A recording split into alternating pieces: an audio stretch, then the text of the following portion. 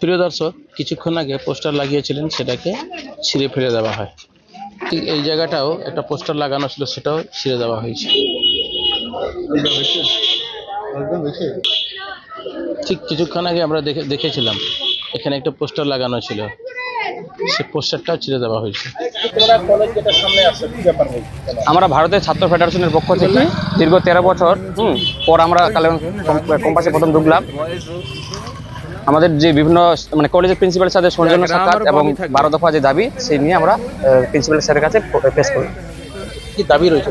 আমাদের দাবি যেমন প্রথম যেটা দাবি সেটা হলো ছাত্র নির্বাচন, ছাত্র সংসদ নির্বাচন করতে হবে।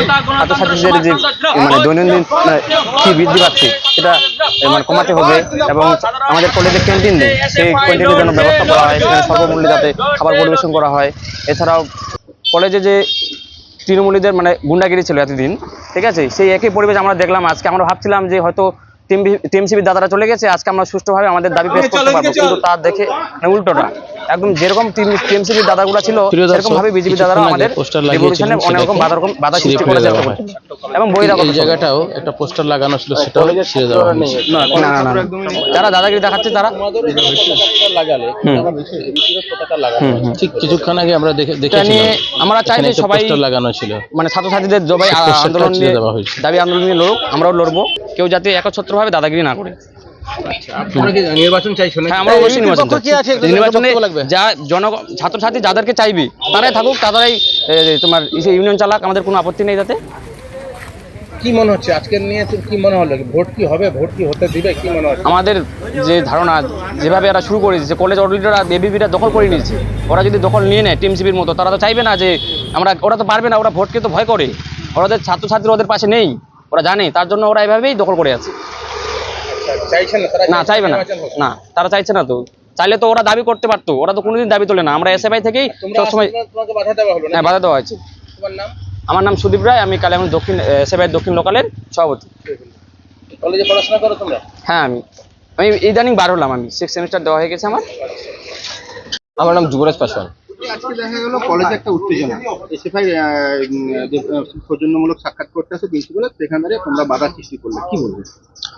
আমরা সবাই জানি বাম আমলে এরাই শাসনে ছিল এবং সেই কালে এরা কলেজ ক্যাম্পাসে কাউকে ঢুকতে দেয়নি, আর নিজেরাই নোংরা রাজনীতি করে গেছে, নিজেরাই গুন্ডাগিরি করে গেছে।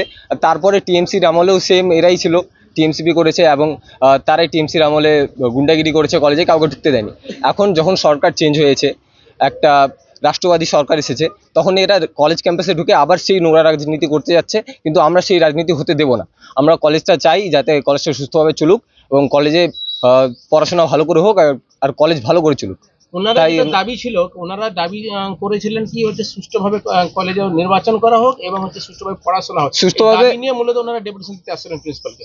সুস্থভাবে পড়াশোনা হোক এবং সুস্থভাবে কলেজে ইলেকশন হোক, এটা নিয়ে আমরা অনেক দিন ধরে প্রোটেস্ট করেছি এবং অনেক দিন ধরে আমাদেরও এটা দাবি ছিল। কিন্তু এদের তখনকার কোনো দেখা ছিল না যখন টিএমসি যখন কলেজে ছিল।